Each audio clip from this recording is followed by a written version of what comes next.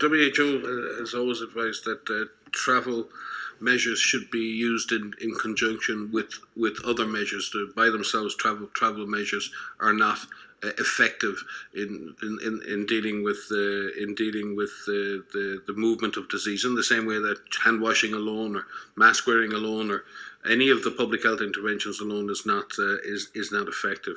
In terms of right now where we stand in a pandemic, in a sense the virus is everywhere. So the virus will move when the virus gets the opportunity to move, and that doesn't matter whether it's within countries or between countries. The fact is the virus is pretty much everywhere and it can move between areas.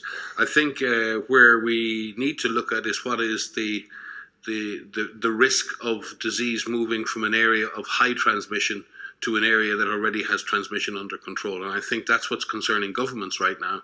If we've worked very hard in a given country and we've suppressed infection to a very low level, and we've achieved that over 3 or 4 months of very hard work, what is the extra risk now of opening borders and increasing mobility?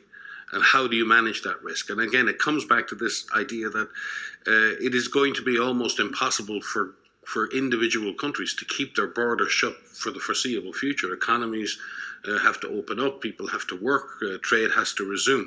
So how do we reopen and how do we re-engage in global commerce and the movement of people and goods and services, but do it in a way in which we minimize the risks associated with that of moving the disease with those people, goods and services? And I think that's what governments are grappling with now. And we do believe that it is possible to identify and to minimize the risks associated with international travel. And that begins, obviously that's between governments in terms of what the policies are for the movement of people between one country and another.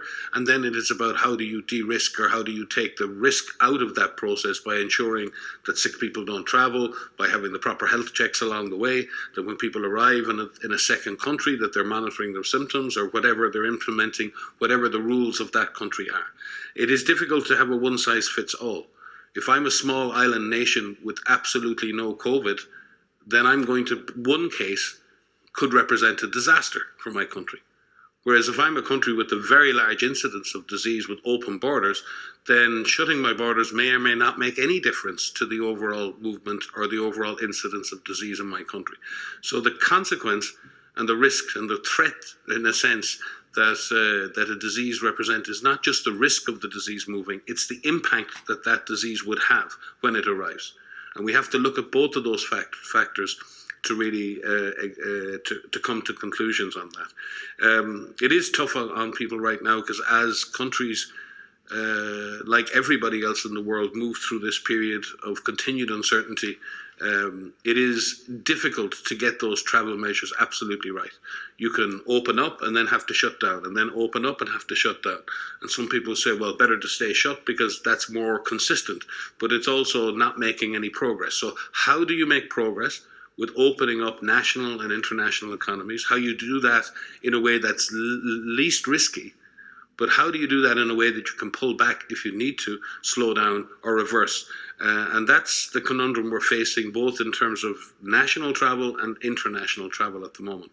But continuing to keep international borders sealed is not necessarily a sustainable strategy for the world's economy, for the world's poor, or for anybody else. So we really do have to make progress on beginning to do that, but do it in a way that is least risky. And we're working very closely with member states on that. We're working with the travel industry and others.